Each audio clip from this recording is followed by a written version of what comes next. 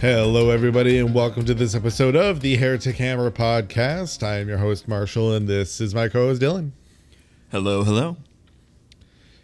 And, you know, once upon a time in the realm of Warhammer 40k, the warp was once a tranquil realm until it wasn't. Because all those dumbass Necrons waged war with the old ones, leading to the death of trillions of beings across the galaxy. And now it's a horrid mess of mind-bending madness loaded with demons that either want to bludgeon, fuck you, mind fuck you, or just load you up with disease. Like you do. Yeah, and then all of which to then kill you. And for some reason, the word bearers saw this and found it attractive and decided to hitch their wagons to it. Like metaphorically or in like a literal sense? Probably both. Probably both. Oh, okay. They probably have wagons to hitch to demons. And Slaanesh has them. I don't know if there's any rivers to ford in the void, so I wasn't sure. I mean, you know, Slaanesh has a wagon unit, so. Damn. Yeah. Or a chariot. Specifically. But granted, I've talked about how, you know, to the warped mind, yeah, you get it, a follower of chaos, you know, they will likely look to the positive sides of each of the chaos gods, right? Like when they are being influenced by the gods, right? They're utilizing their somewhat positive portions of their, you know, of what they stand for, you know.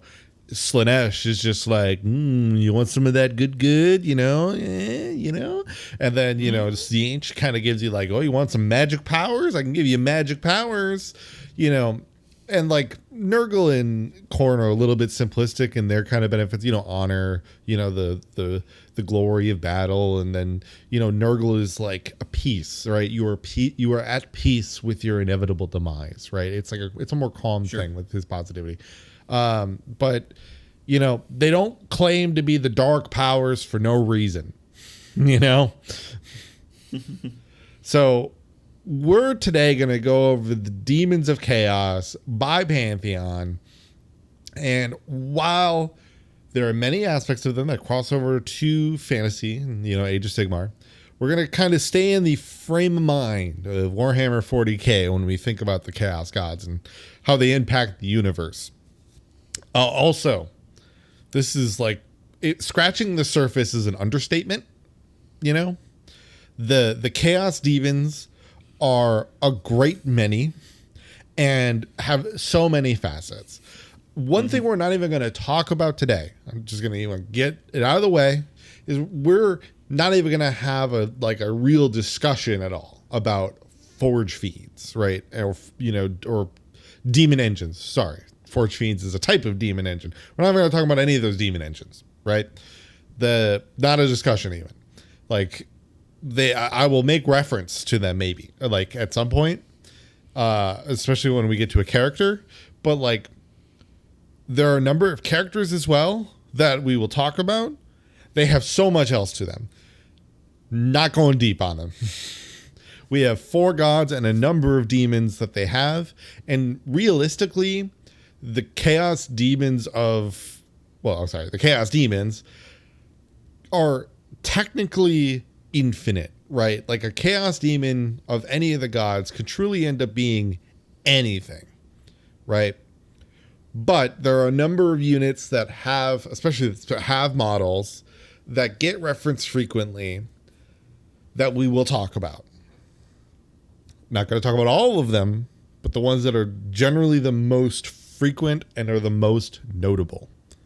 So if your favorite Chaos Demon unit is not in here, I'm sorry. It just got cut for time. That being said, let's talk about Khorne. You know, Khorne? Yeah. You know, we gotta, you know, you the new metal put band? your CD in and it starts going, yeah. The god that starts going like,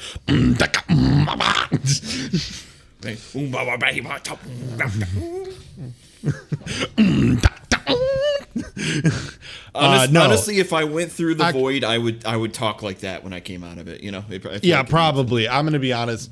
I feel like a lot of world eaters probably sound just like that when they try yelling and screaming on the battlefield.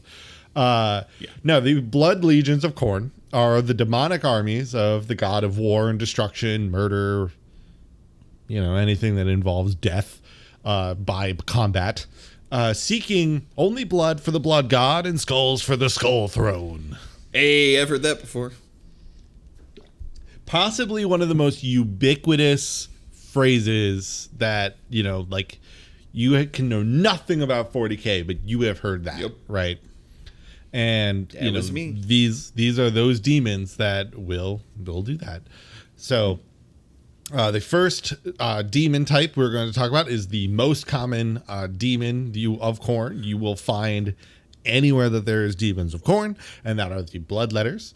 They are your pretty stereotypical demon devil looking creatures, right? They have the red skin, big horns, kind of Barbie tongue. They wield flame swords. I can. They look like devils, right? And that's kind of what they're meant to look like. Sorry. Cool.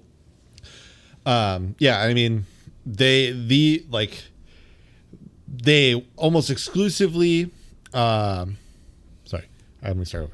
So unless they are guided by a demon of higher intellect, they will pretty much just hurl themselves into battle. You'll kind of see this as well, that they're often led by something. So if you remember in the first Space Marine game, you were generally fighting these, and they pretty much just unga bunga their way to you and just go into melee combat. They care nothing for risks. Risks mean nothing. They have no concern of these types of things. Their thoughts are only to just go kill. And so bloodletters almost exclusively wield blood-drinking blades called hell blades. I know, fitting. And these blades present their one source of pleasure, with allowing them to hack into mortal flesh. They will often then be led by a greater demon of Khorne called a bloodthirster, which we'll talk about in a second. Otherwise, they often will ride juggernauts into battle, and are commonly the kind of, like the cop to a canine attack dog, use things called flesh hounds as their attack dogs. Except they absolutely have zero, there's no debate.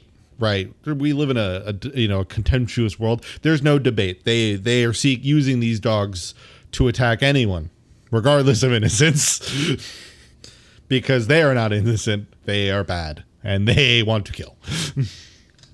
So speaking of those creatures then, so we'll start with the Juggernauts. The Juggernauts are the gifted mounts to the champions of Khorne, including some bloodletters. They are generally kind of shaped a lot like rhinos, and they're these huge beasts made from living demonic metal. And you'll see them, even though and that's where you'll kind of see all this armor in there. They are not, demon engines, but because they have the living metal and stuff, are in a sense close, but they are still technically just pure demons of Khorne. But there's not much else to them. They've got these blade horns, and they are the mounts to bloodletters. That's about it. Pretty simple. Luckily, I started with Khorne because Khorne's kind of the simplest out of all of them to get through his demons. Yeah, no, pretty straightforward. Yeah. It'll change. But next up are going to be the Flesh Hounds. They are monstrous and ferocious, vaguely canine creatures, notorious for their ability to track down their chosen prey by tracking the actual psychic spoor of their victims. So they're like little essence that any psychic creature, especially obviously as humans, will emit to not only the warp, but then existence itself. Because even if you're not a psyker, you still have your soul has a draw to the warp, right? And they can hone in on that. And so while they pretty much just exist for this thrill of the hunt and to kill, they will also often just be kind of sicked upon those who are weak or cowards in the face of battle. If they see, there's, especially in like a scenario where like some noble or maybe rebel leader, right, has pledged themselves to Khorne, and these traitor guardsmen are going into battle, and they have the demons next to them, but the guardsmen are getting screwed up, and some of those guardsmen leave. Those bloodletters, they're gonna sick these creatures on those guardsmen. You do not run. So they will be used for not just their enemies, but the allies that they make that don't befit the will of Khorne. So then for the first greater demon that we're going to talk about today are the Bloodthirsters. So they are greater demons of Khorne and are often those who will champion the battles in the name of the Bloodguard, and will also be the ones that people will generally make deals with in relation to making a deal with Khorne. When do they get to second grade? What? You said first grader demons? Oh, my God. A little bit of a stretch on that one. This is the final episode of the Heretic Hammer Podcast. Oh, no. But they, so the Bloodthirsters wield, generally, fiery whip and massive two-headed battle axe. They will generally appear as if they are wearing armor, and they will have this kind of look. It's essentially the same kind of armor plating that would be on a juggernaut and the like. Okay. It's the biggest thing, obviously, because one thing that's important to think about with some of the ways that we think about chaos demons is inevitably demons and entities of the warp are just psychic energy, malicious psychic energy, but it's just energy. So when you they have these physical forms in this realm, part of it is because a demon to exist outside of the warp must kind of come into the rules of the material plane, if you will, right? And speaking D&D terms, so these are still one way or another just bundles of energy. They form into things, though, that kind of befit to the mind of those who are fighting against them. So sometimes it's kind of alluded to in some ways that maybe one would look at a singular demon in two different ways, though often it doesn't matter because it's just holy shit, that's a demon.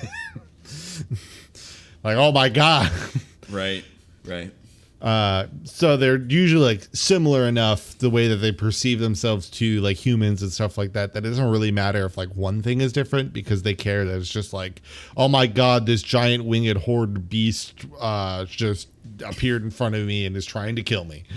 Yeah, priorities and all that. Yeah.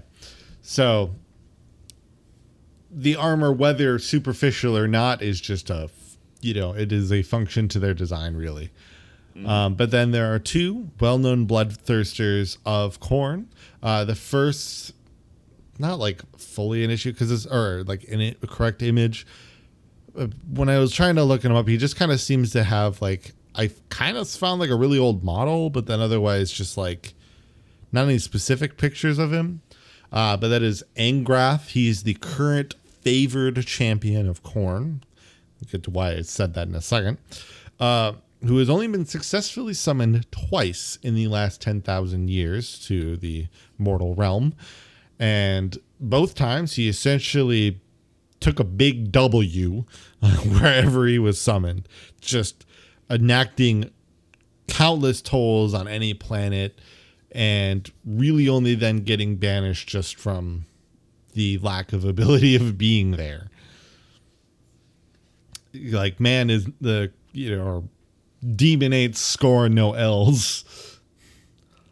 But there's a demon that did, in fact, score a huge L, and that was Scarbrand. So he was once the favored, and he's absolutely the most well-known of the core of the greater demons of Khorne.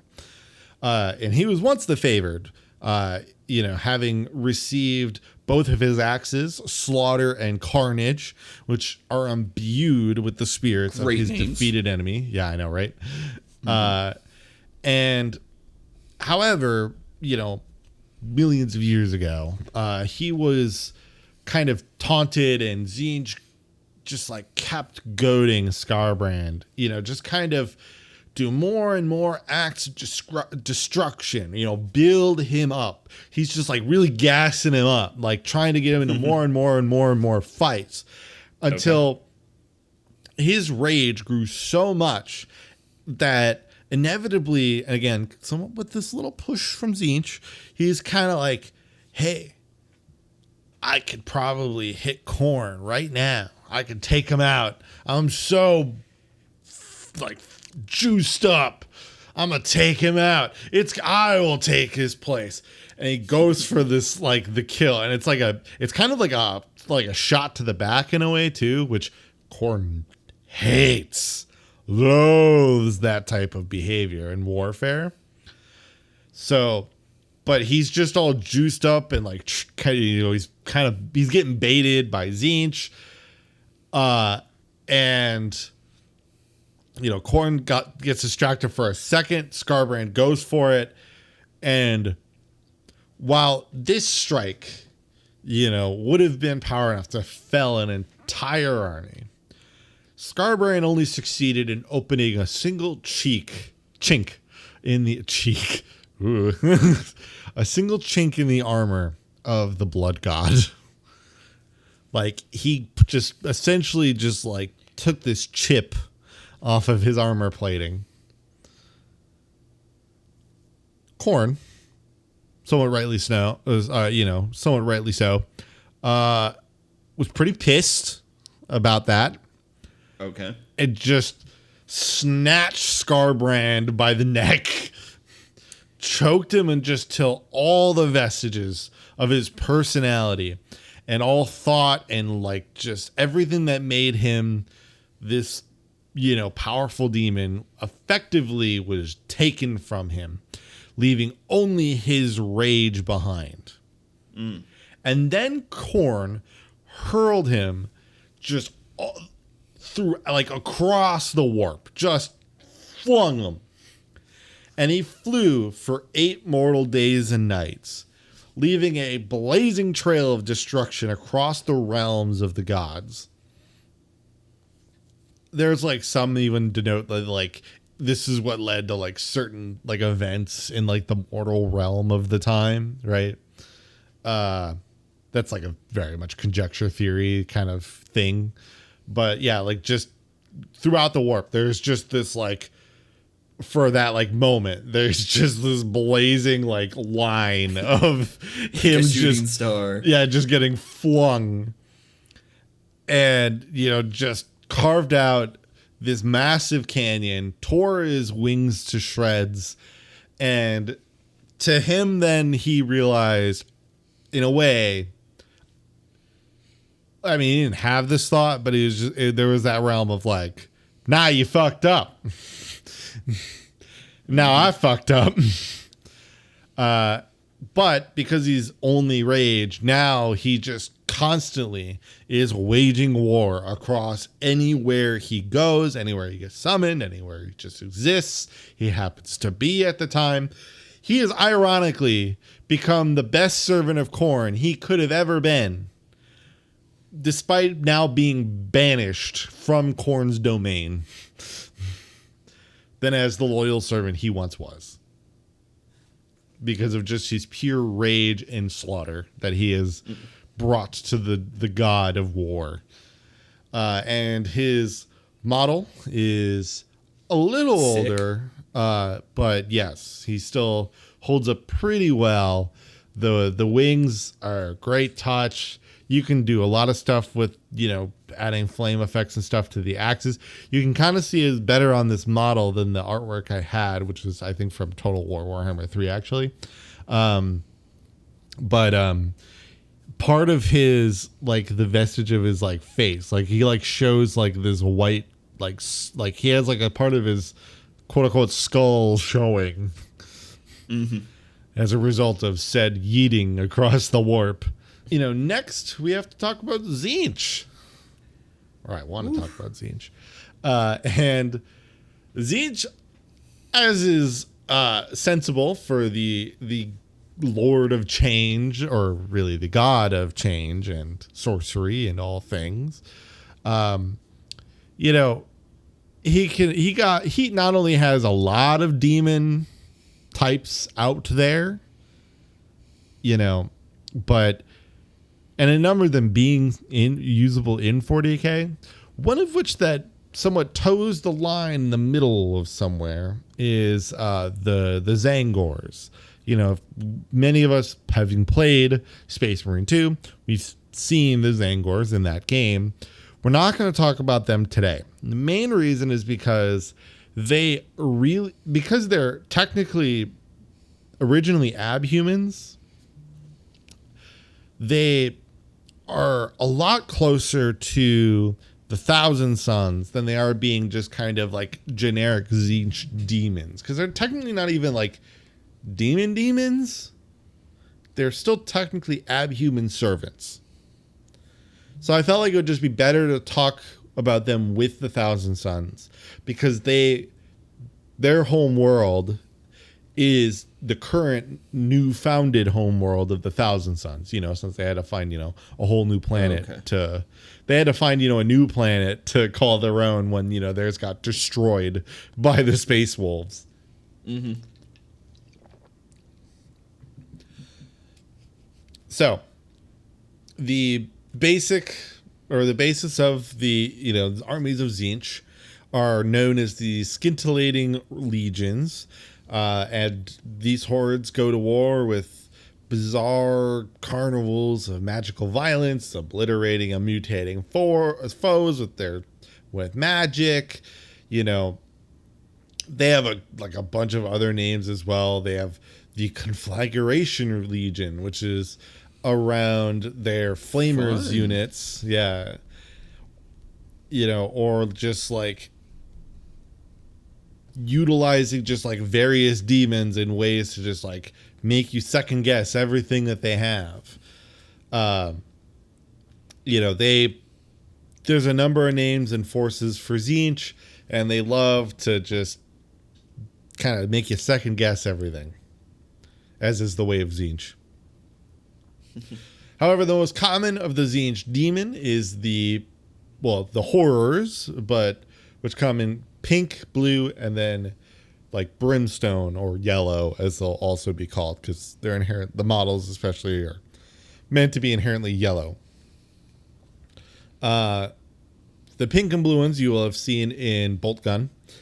Pink horrors are often seen kind of in fits of joy and laughter. You know, they will generally use psychic powers in combat, so they'll utilize, you know, warp flames or bolts of change, which will cause rapid mutation and other horrid things to other people. You know, they're like these like gleeful kind of imp creatures where they're like, haha, I'm gonna fuck with you.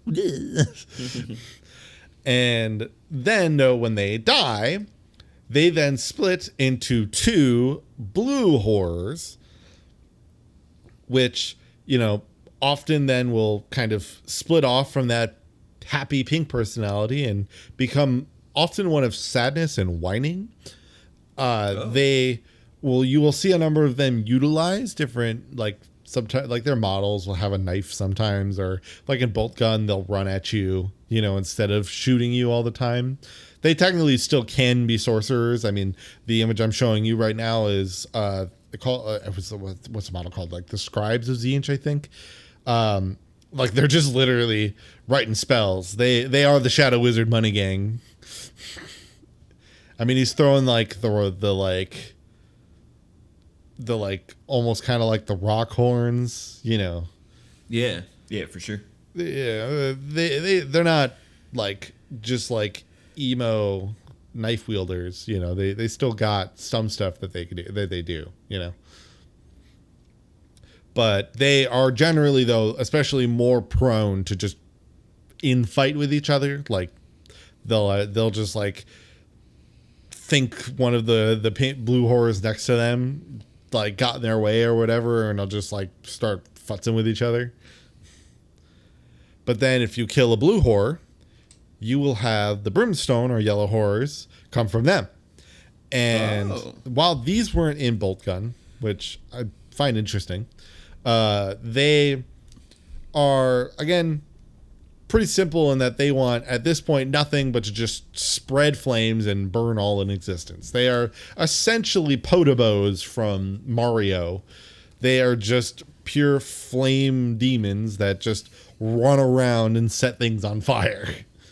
Gotcha. But at that point, they are also the weakest point, so therefore are somewhat the easiest to remove as long as you have enough firepower spread. The downs, or the tough part, especially from a lore part aspect, is that they are just fast, because the smaller and smaller they get, the quicker and harder to hit they become.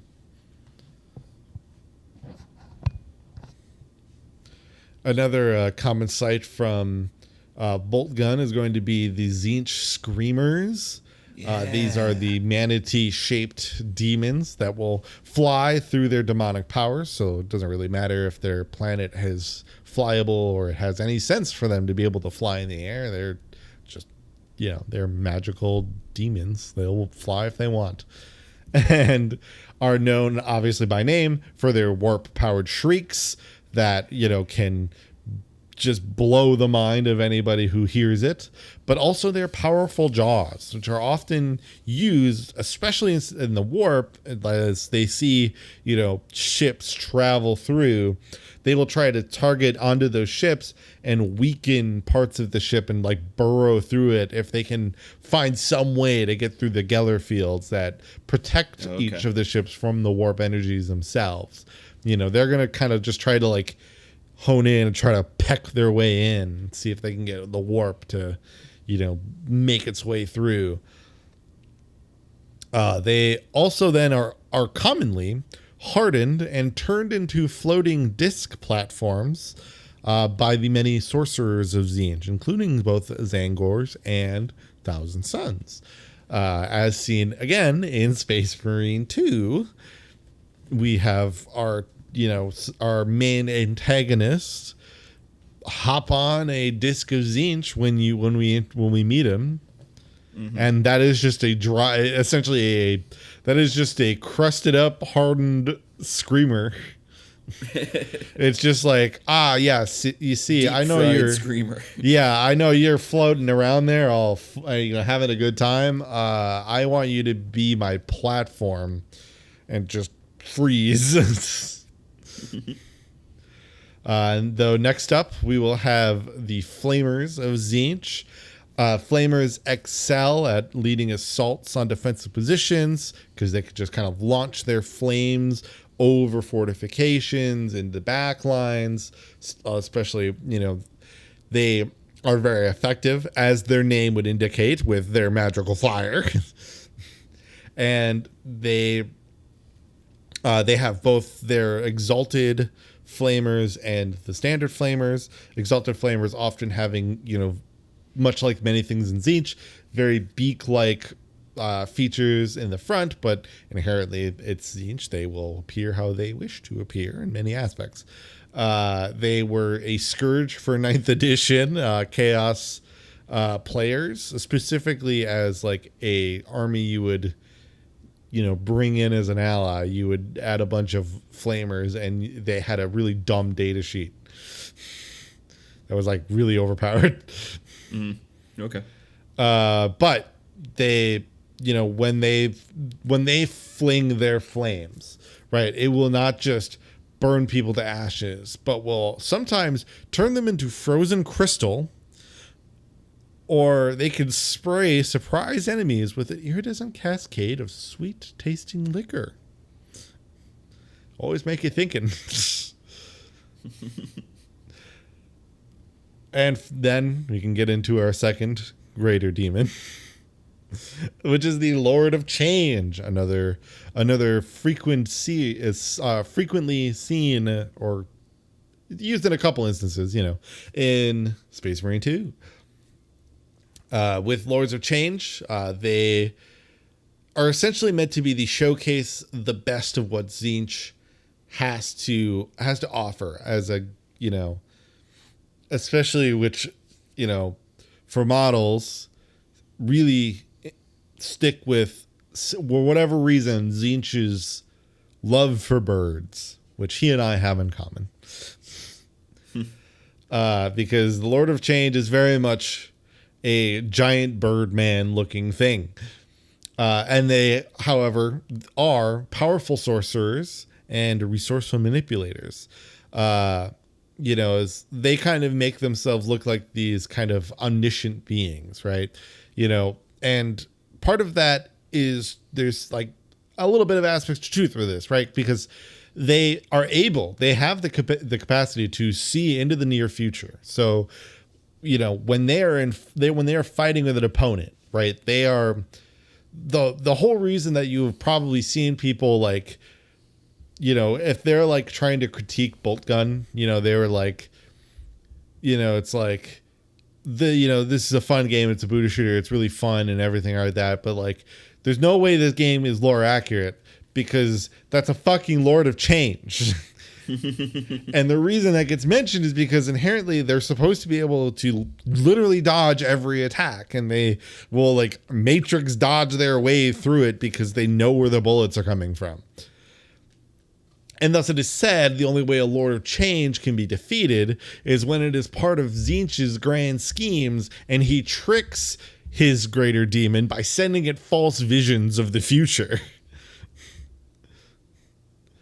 And thus they get shot because they think the bullet's going to go over here. But alas, Tzeentch tricked you and he wants you to be defeated now. So you get shot. And obviously any of that is conjecture, because whenever you talk anything Tzeentch, it is just like, everything is the, this, I only speak truths and I only speak lies. Which one of us is telling the truth? Oh, like that level type just shit.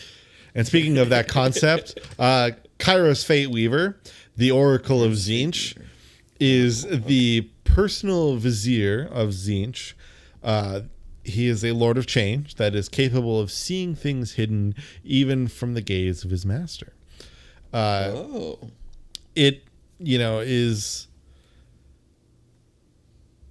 he there is a list of like demons that the Grey Knights considered the most dangerous in existence. He's on that list, and he is most likely very high on that list.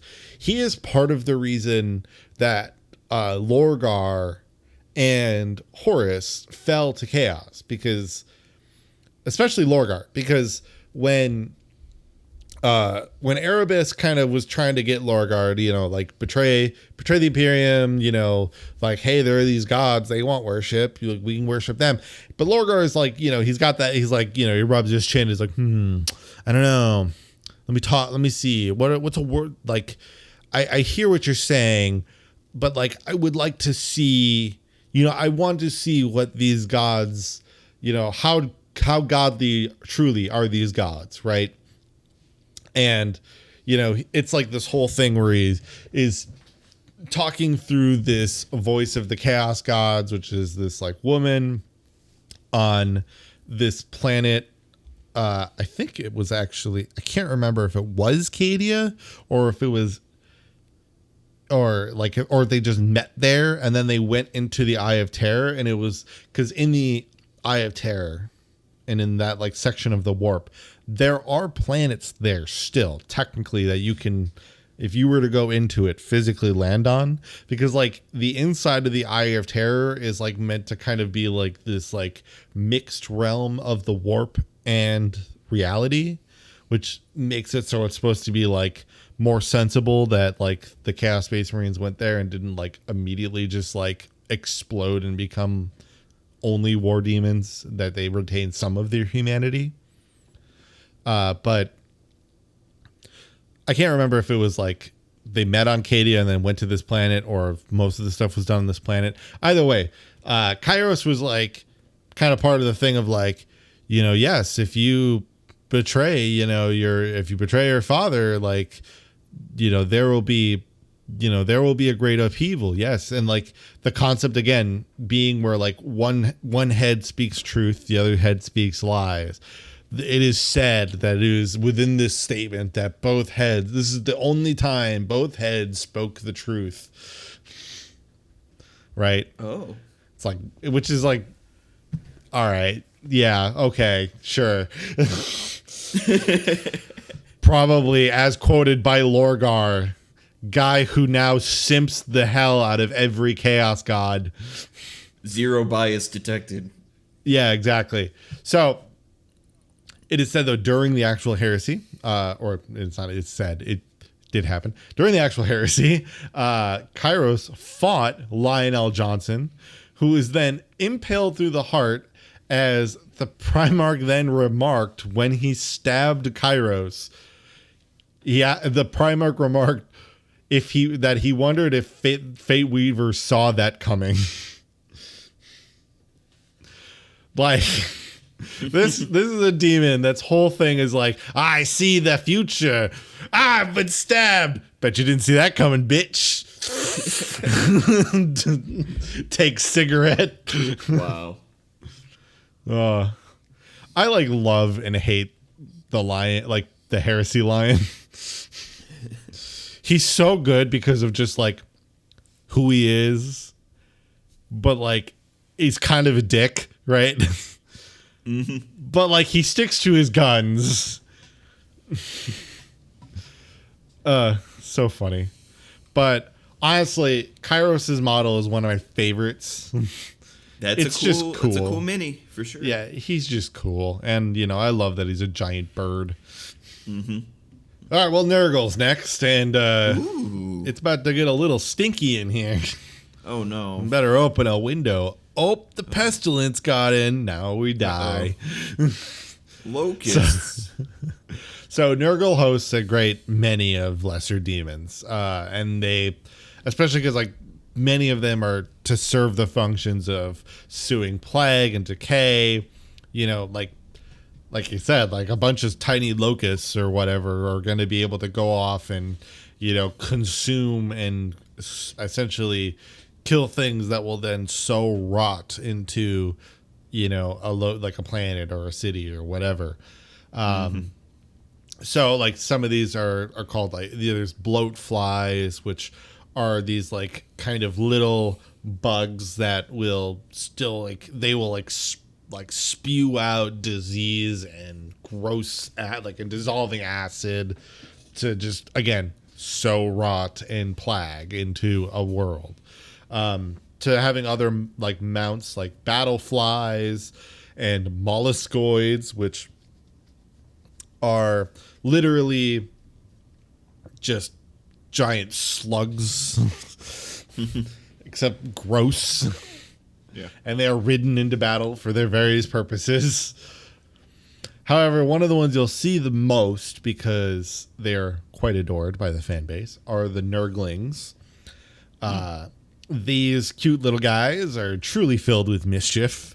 So they'll attack an enemy in just these big swarms. So they'll just mob over, you know, the enemy is scratching them down, just barfing and anything on them. And, you know, they will often follow in the shadow of different champions of Nurgle, whether this be, you know, the greater demons called Great Unclean Ones, or even a number of Death Guard.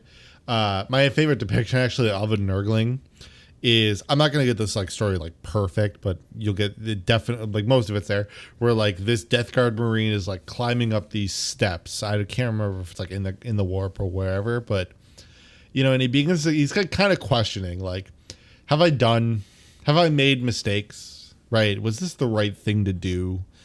You know, am I like, cause he like thinks on the fact that like, you know, he feels this infection in his lungs that's filled with fluid. You know, his breathing is constantly labored.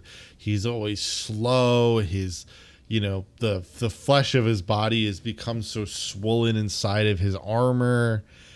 And then, you know, it is during this reflection that he like looks down to this Nurgle in his arms. You know, that I like to think of him like carrying like a baby. and it just like looks at him, vomits on him, and then starts giggling.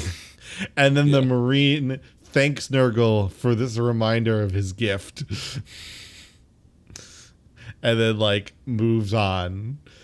And it's just so funny to me because I mean like it's part of this thought because like some of it is like those who follow Nurgle no longer feel pain, right? Despite being these like diseased and horribly, you know, bloated and sickly beings.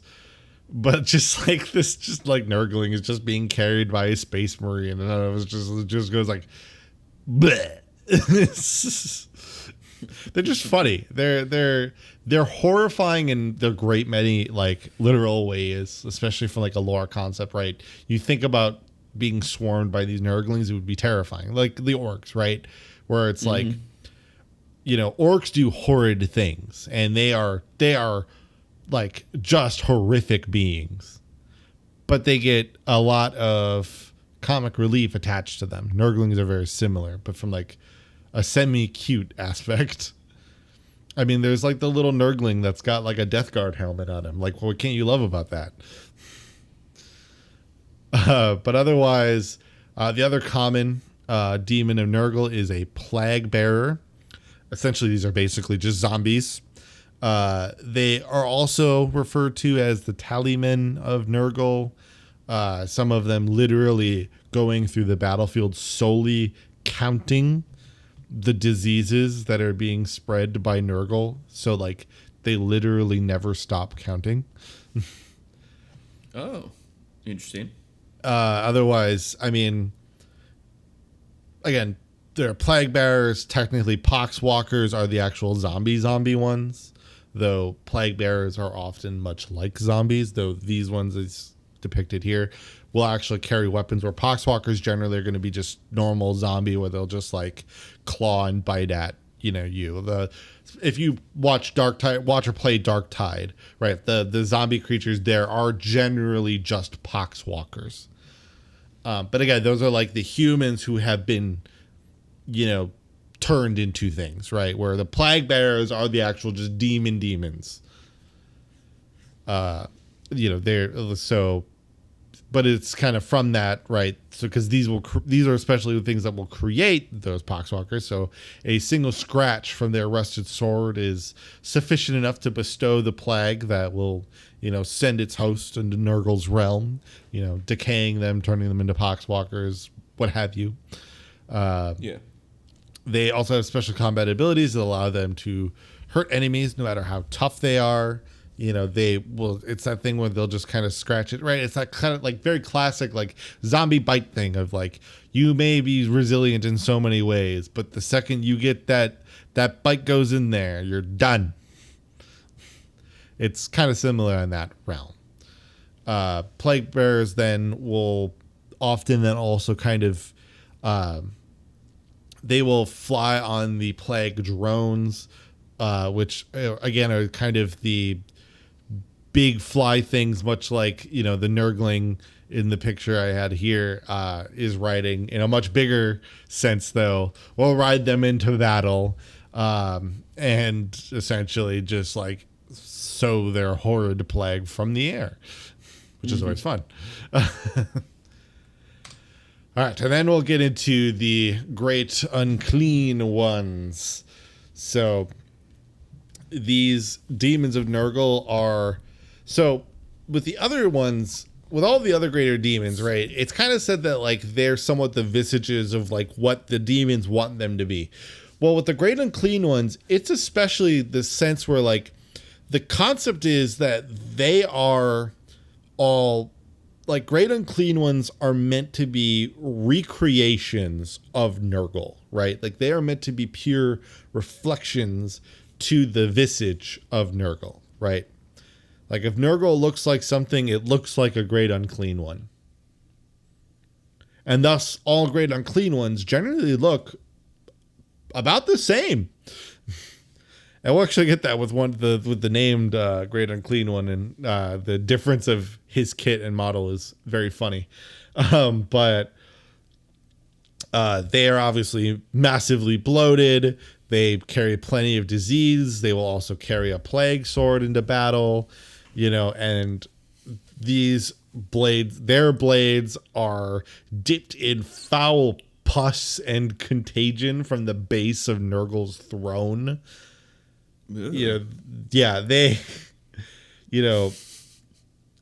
They are close to Nurgle. And that's actually a big part of Nurgle, is that, they all look at, Nurgle, as, you'll see the common name will be Papa Nurgle, right? But they'll even look at him as, the father Nurgle, the grandfather's gifts. Like these are gifts from Nurgle. They have a very like familial and benevolent outlook on what they're doing, which is always very interesting. And that's partly why then the Great Unclean Ones are these facsimiles of Nurgle, because they are meant to be, his design. And that's also why they always look so joyful, right? They're always smiling. They, and that's why the Nurglings are always so giggly and seemingly so mischievous, because to them, this is like a joy, right? There's actually, I don't have the picture here, but there's another big demon of Nurgle called the Beast of Nurgle. And, if you play Darktide, it's this big worm-like creature. And the reality of it actually is it's very much like mentally, it is like a small puppy. And so when it attacks you, because it's used to kind of get like in the realm of Nurgle, it kind of gets like, it gets played with very roughly. And they're kind of mean to it, really, actually. They they'll kind of do like the thing like a horrid person would do to like an animal, where like they like tell it to go fetch or, go to this thing and then abandon it. Oh. And so when a Beast of Nurgle shows up in the, in the mortal realm, they look at, you and your band of Space Marines or Guardsmen or whatever, it goes to you and like it'll try to bite and eat you and do whatever and sling slime at you. When it's doing all those things to it is playing with you. It's having fun with you. Oh, right? Sure. It's not thinking, I want to kill you because I want you dead. It's just like, this is how playing works. And so it will actually genuinely get, and so like when it's like abandoned or like if it kills everything, it gets really sad, and it will go to this like swampy pit from the realm of Nurgle, and then become like a greater version of a Beast of Nurgle that is like just angry and ragey then. But like it's like kind of a sad demon. But like most other demons, but like on the face of the Beast of Nurgle, it's this like happy puppy dog, right? And that's a lot of aspects of Nurgle's demons, but especially even the Great Unclean Ones. They have these big smile, and they're these big chubby guys. Mm-hmm. But the thing, or a well-known Great Unclean One, is that of Rodigus, who often causes repugnant plant life to spread about him in waves wherever he goes. He is so powerful that he doesn't carry any weapons, but instead just bears his gnarl rod, which is just this like curved cross-looking thing that he's holding. And he is covered in trophies and icons, which constantly rot and regenerate from a seed to like just further create more and more diseases. He also is able to manifest Nurgle's Deluge, which is a rotten disease storm that eternally hovers over his mountainous form and unleashes a vile downpour that spreads the blessing of Nurgle to every far corner of the battlefield, just unleashing a ungodly disease storm. It's raining COVID, effectively, Ugh. Yeah. No, thank you. Yeah. No, it's bad. His model's pretty cool though. It's got a lot of detail. Ooh. It's That's very disgusting, similar. but the colors Yeah, are nice. it's like it's very similar to what the Great Unclean One has, but like you can definitely tell, obviously, like the head is very different, adding his gnarl rod, and he's got just like a little bit difference of like the stomach mouths and all that.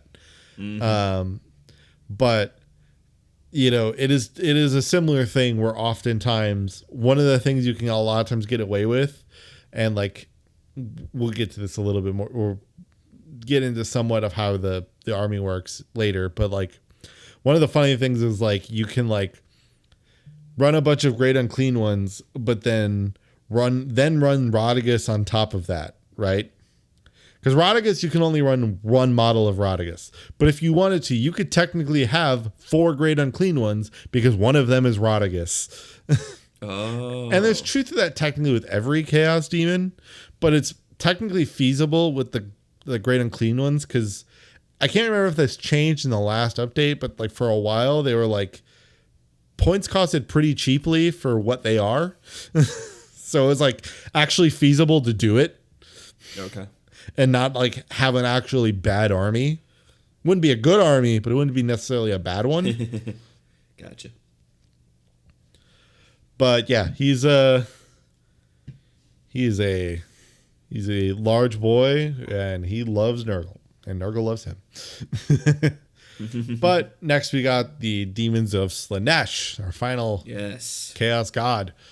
And they are described as being elegant and eerily beautiful, agile and graceful, but also being cruel and violent to the extreme, as all things Slaanesh are, to the extreme. So you'll a lot of times see that like Slaanesh demons, much like Khorne, are very melee focused. They really don't have ranged units. I don't even know if they have any, but I'm just going to be somewhat general enough in case they have like Oh, sure, one or those two. anteater tongues in the background probably get a good range on them. Yeah, but still technically melee because it's a tongue.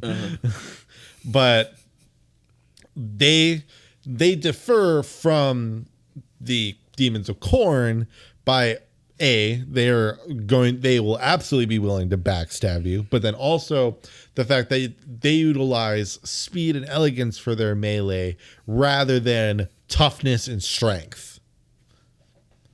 You know, the conceptual like barbarian versus the dex fighter or the rogue, you know, or the ranger. And the first kind of demon is right here, which is the demonette. They are, again, described to be the disturbingly beautiful servant.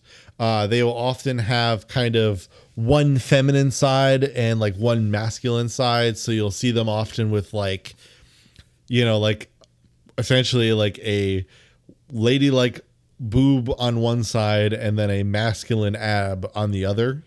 Oh, interesting. That's actually technically a newer addition. In the like first versions of demonettes, they were like all very feminine, and then they like changed it to kind of be this like, you know, very ambiguous, like, you know, because the concept is right that like no matter what, they're gonna prey on your carnal desire, right? So if they want to appear feminine to you because that's what you're into, then they'll do that. If they want to appear masculine to you, that's what they'll do. They will go to just what it is that fits your fancy to trick you then into a horrid and painful display of ecstasy. But then they also have an incubus all in one. Yeah, and they will often have these kind of very crab-like arms that they will use instead of hands. Yeah. And then there are the kind of step up for demonettes called the Heralds of Slaanesh. They're the more favored ones, so these are going to be ones that are, you know, Slaanesh's handmaidens and courtesans. You know, they are going to, you know, be the slightly more deadly ones, and they will ride the, you know, chariots into battle, which will be piloted by one of Slaanesh's fiends, or like, so instead of horses, right? Piloted was wrong, but like driven with one of Slanesh's steeds.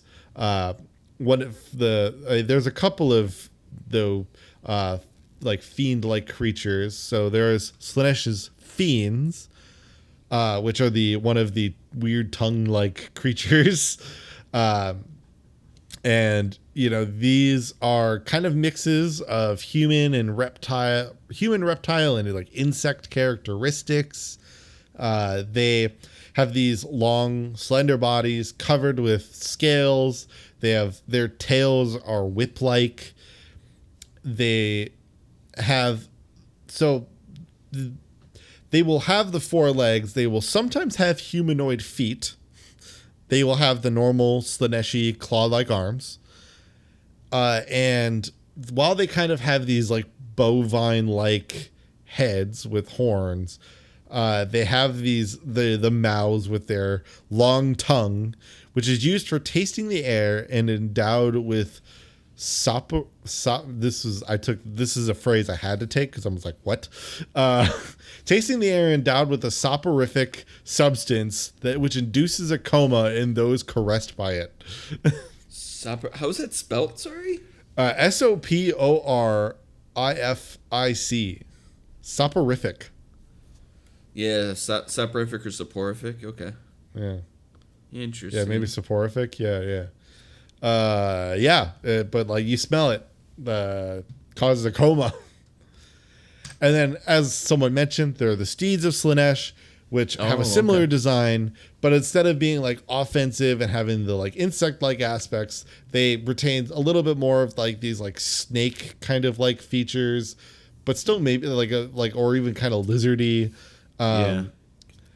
They look kind of like the creature that like they make the fart joke with Jar Jar Binks in episode 1 of Star Wars with. You are so right.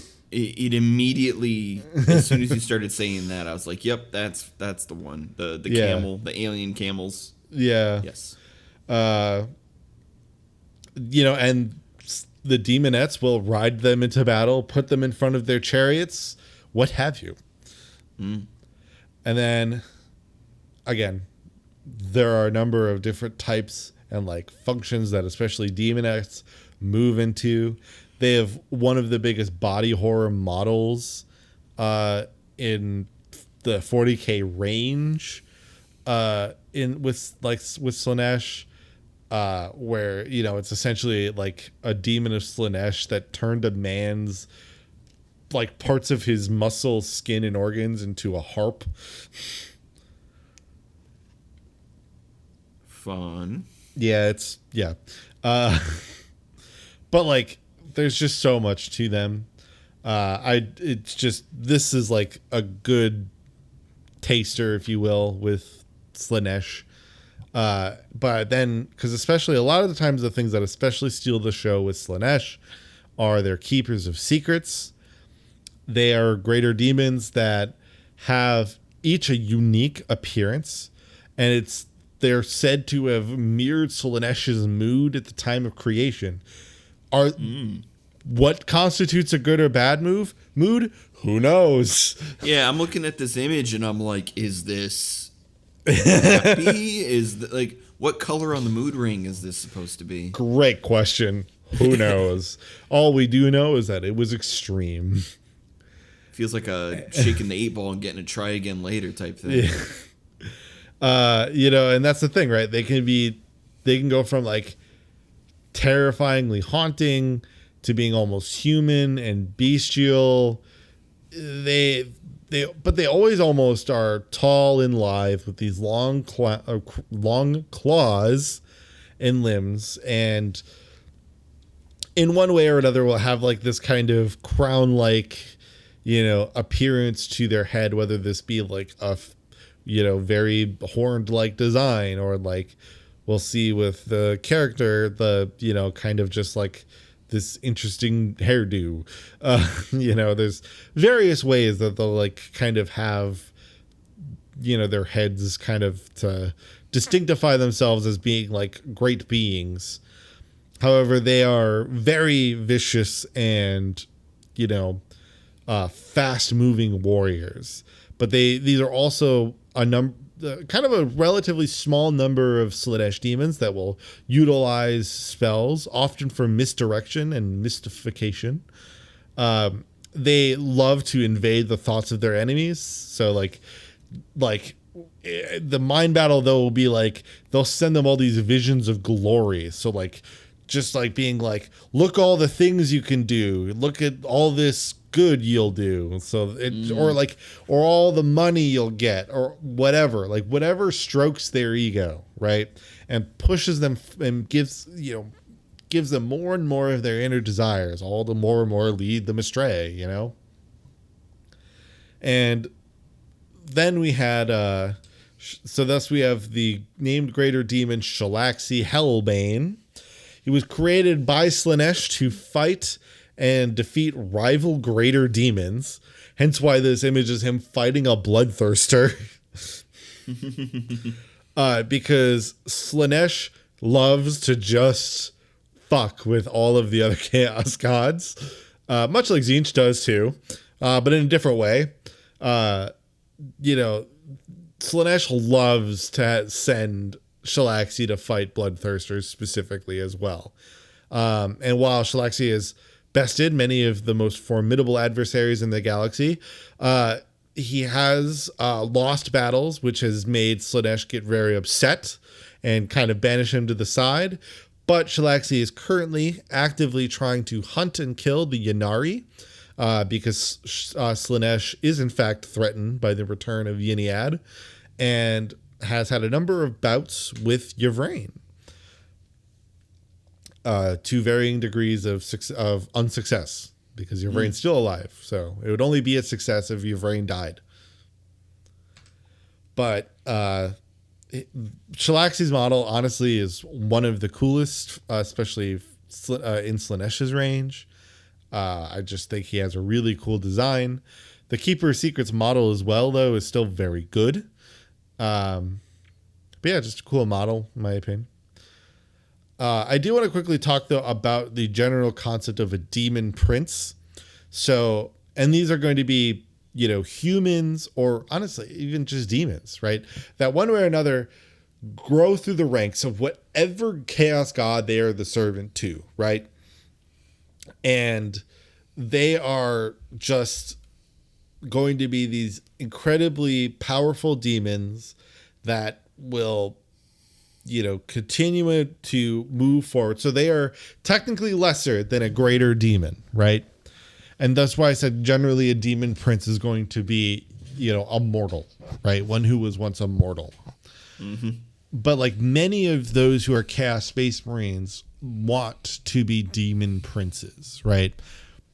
Most of the Primarchs that are the traitor Primarchs are also greater demon, or not greater demons, demon princes. So, like I said, I believe that they are technically meant to be like a step below, right? The greater demon. But not many, there are not a whole, as far as we know, warp things, but not meant to be many greater demons. So being a demon prince is the best you can do from being a mortal that became essentially a chaos demon, if you will, right? And so every god has them, and they are as they are. The reason I wanted to bring up the demon prince is because we need to talk about the first demon prince, and that is bel'akor. He was the first mortal to be elevated to demonhood by chaos.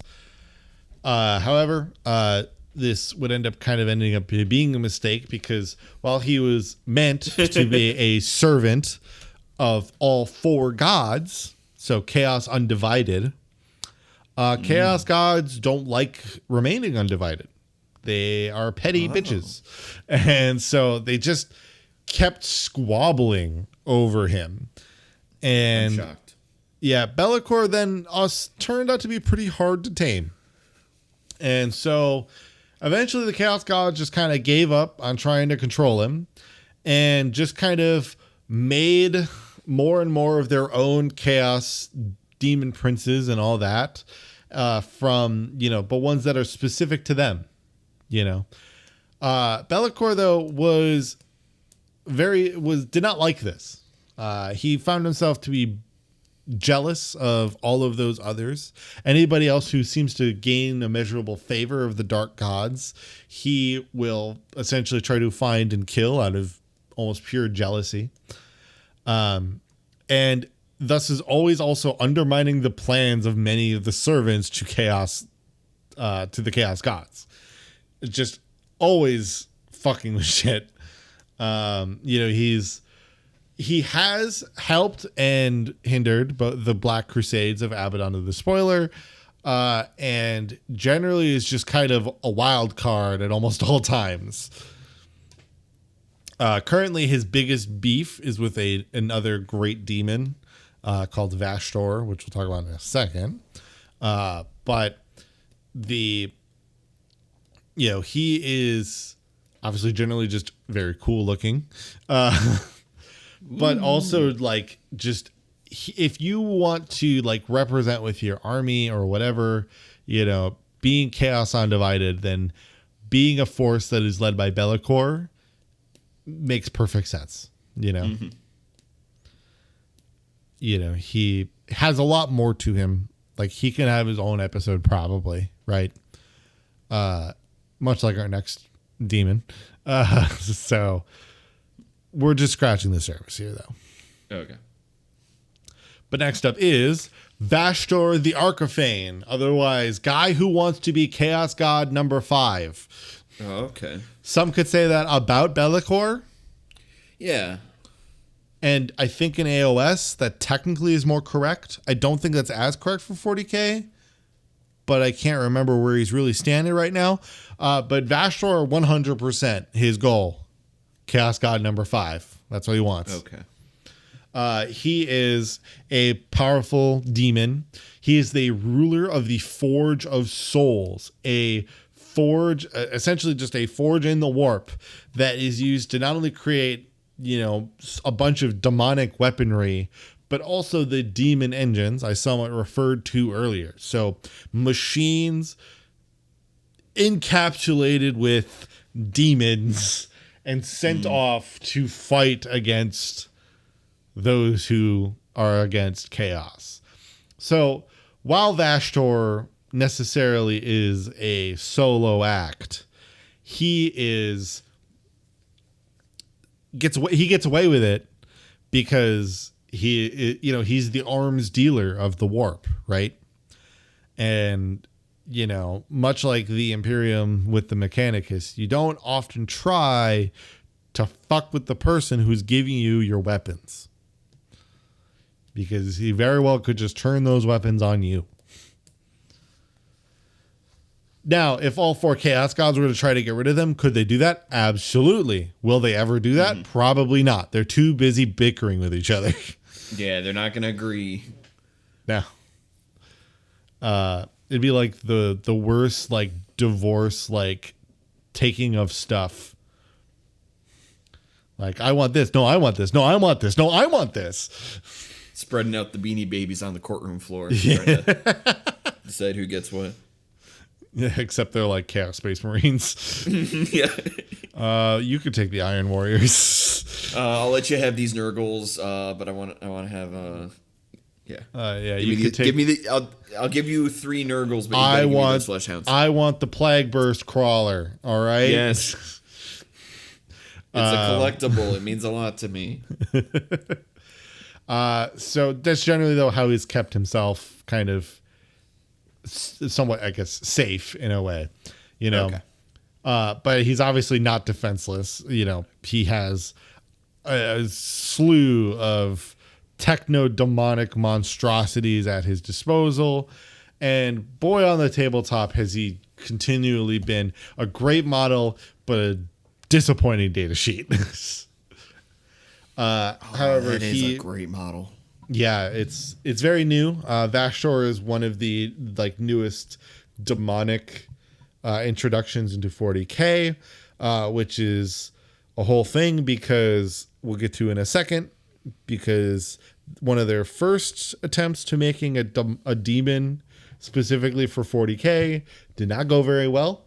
But Vashtor looks awesome. He has a lot more to him as well. Again, could have his own episode. But scratching the surface, he's kind of like the outside of the Iron Warriors, like the purporter for demon engines for especially the Legions of Chaos Space Marines, especially the Black Legion. However, when it comes to tabletop, the Chaos Demons have kind of been in a strange spot for especially with 9th and 10th. I think 8th though as well. They were a little weak, if I remember hearing correctly. So the thing about it, like with 40k versus Age of Sigmar, right? Age of Sigmar treats all of the gods as their own army, right? So, every army in the game has like a codex, like a rule book, and AOS treats it where it's like, the armies of Nurgle, the armies of Slaanesh, the armies of Tzeentch, right? 40k just has Chaos Demons. So it puts them all in one book as one army. Now, many people's hopes, and mine too, are that with the release of the Emperor's Children next year, is that GW will adopt this form of split codexing so that they'll just have a, Tzeentch, Khorne, Nurgle, Slaanesh book, and that then they will essentially combine, the Demons of Nurgle with the Death Guard, right? The Demons of Slaanesh with the Emperor's Children. Because, none of the 4 Chaos God Space Marine Legions have been released yet. So, a lot of people are holding on to this hope. Because the issue of them as it stands is that they have this realm where the rules really want them to be this, bel'akor undivided army, but the data sheets don't work with each other, right? So the army rules of demons want them to be undivided, but the demons themselves don't, Khorne demons will only work with Khorne demons, right? They'll only have abilities that relate to other Khorne demons. You know what I mean? They don't, the actual characters and demons themselves don't interact with other gods. It is only through the army rules. So they live in this limbo, which generally is kind of what makes them tough to field as an army, because you could go mono god, but then you lose a bunch of their rules and benefits that they get from their detachment and army rule. So it's just kind of weird right now. Many people still like to have undivided armies, and there's a way to do that even in AOS, but it's not it's always good to have more options, right, than less. And right now it feels like they have less. You know what I mean?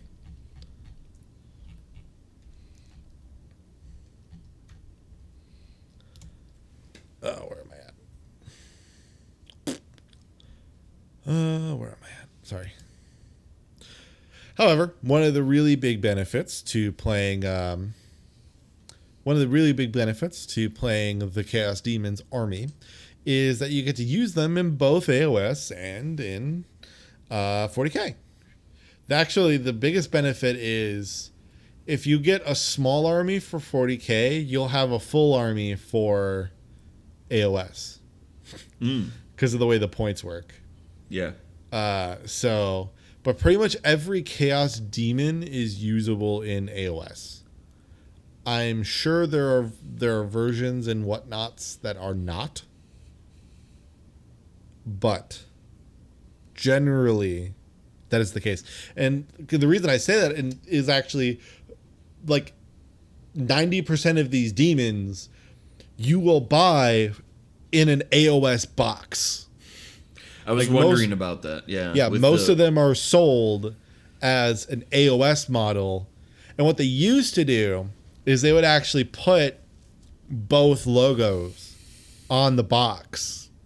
Okay. so that you knew it's compatible for both games. They do that still, but it's like on the back and stuff. But it just says like also compatible with 40K Warhammer 40K. Gotcha. But I want to draw your attention with this image to one model in the back left of this image. See, there's a model that Games Workshop, they were like, we're going to make a 40K demon. And that would be the Soul Grinder. Oh. This fucking monstrosity of a model represents one of the guardians of the Forge, of the Forge of Souls. And, in a way are supposed to be Vashtor, one of Vashtor's main defenders. And this doofy looking ass is the model he gets. No skin, all muscle. Oh, it's just so Wild, bad. Wild West legs to boot. And granted, so people have made, like, with just simple tweaks, right? Very simple tweaks. People have made this into a pretty good looking model. And honestly, even with like the blue and kind of Zinchi colors, even then, honestly, it looks better. Yeah. Just the artwork that they give you for it is so bad. Yeah, I feel like the face really is kind of the big thing that needs to be changed here. And it's so funny because, like, the sentiment is always that, like, models have a golden angle. And so GW will make the primary image the golden angle of the model. This ain't it, Chief. This ain't it. Mm-hmm. But that'll do it for our kind of baseline discussion on the Daemons of Chaos. Any questions on the amazing plethora that is Chaos Demons? No, I think it feels like the type of thing, because I know with some of these we're just kind of scratching the surface on them. So yeah, it's one of those things where it's like I know we'll probably end up learning more about them some point in the future. Sure, but if there's anything that draws a realm of confusion or immediate intrigue, what is realistically actually fully stopping the Space Marine forces and the other forces of the world from, like, long-term either containing or isolating or defeating the Chaos Demons in a form? Is it a similar situation with the demons themselves, where it's like because they can't work together in any meaningful capacity, it just prolongs their existence? Or like what? Or is it just a more meta thing of like, well, we obviously need the stories to keep going so we can keep, selling the product? Oh, sure. Well, yeah, obviously, I don't know if it's just like a mix of both there, where it's like, yeah, the people that aren't going to work with the Empire or with the Emperor's, legions, like they're not going to work with them, period. And so there's always going to be this like division that prevents anyone from being able to fully unite and go against the Chaos Demons in one big roll. Yeah, because that's the funny thing. So, like, because pre-heresy, right, chaos and the powers of chaos were not nearly as prevalent in the Great Crusade. Like during the Great Crusade and the very beginnings of the Horus Heresy, the itchings of chaos were but small things, right? And even then, though, like, all the four of the chaos gods had attained a fair bit of their power by then, but they knew the force that the Emperor, and especially because of the amount of psychic power that he had, that he was amassing. And that's why they sought to create the heresy, right? So that they could lead to the end of the Emperor's machinations and any things that he could be wishing to do. But it is somewhat similar. I mean, now that they are in this scenario where, they have Chaos Space Marines, they have mortal followers, there's two main issues, and that's, yes, this fighting, right? The fighting that, the all these Black Crusades that Abaddon keeps leading. You know, Magnus, you know, constantly futzing with stuff. And then also the fact that, like, they are, you know, that if humanity were to forge alliance with orcs, Tau, Eldar, Jakari, you know, Yanari, even Necrons, you know, like, they probably could destroy. They could probably find it. I mean, with Necron tech, they could probably destroy the warp or parts of the warp and chaos, right? Because like the Necrons found like anti-chaos materials in Blackstone, but again, they're not going to do that. So nothing's going to satiate that. And then the problem is every time you wage war, you know, anybody who dies goes into the warp, and thus their soul will likely then become another demon. So, and there's lore aspects out there that allude to this aspect that the followers of the Emperor are currently like going into like a heaven, if you will, right? The warp is hell. There is the sentiment that that those who are following the Emperor are actually going to like a heaven. They aren't going right to, like, every servant of the Emperor isn't going right to chaos gods. Now, obviously, this would somewhat lead into the sentiment also that, like, the Emperor is kind of slowly becoming a real god. Some would say, like, he would become, like, an order god, right?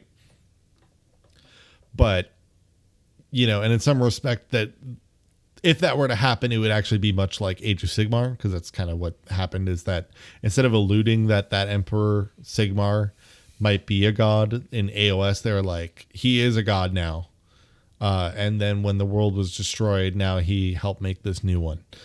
So they could pull that kind of move with 40k, but until that time does happen or whatever, you know, one way or another, that warp is just getting flooded with more and more souls, right? And those souls will then become more demons. So they will almost always have this fighting force constantly pushing back on them, you know? And that's where it's tough, right? It's everything is going to do good to like stem that tide. But like, this is a big reason why the Imperium is so interested in anything that's Blackstone related, because of its seemingly nullifying effects to chaos and the warp. Despite that technically a form of Blackstone created the giant hole in the galaxy called the Cicatrix Maledictum, when Abaddon chucked it into Cadia. But that's a different story. But yeah, I mean, that's kind of the thing, right? Yeah, it's somewhat similar to how chaos would likely have completely consumed the universe had it stopped infighting. If the beings of the mortal realms could stop infighting, they could potentially do something and hold back chaos. But they don't. You know? Just like the chaos gods don't, mortal beings don't. And so, yeah, and obviously, again, that is fitting to selling models and all that. But there is kind of the continual rumblings that there will be seemingly some type of paradigm shift. Will we get something AOS-like? Maybe. But for now, we are where we are. All right, but with that, we'll put a wrap on this episode. Thanks so much for watching. Next week, I've got something spicy brewing. Wink, wink.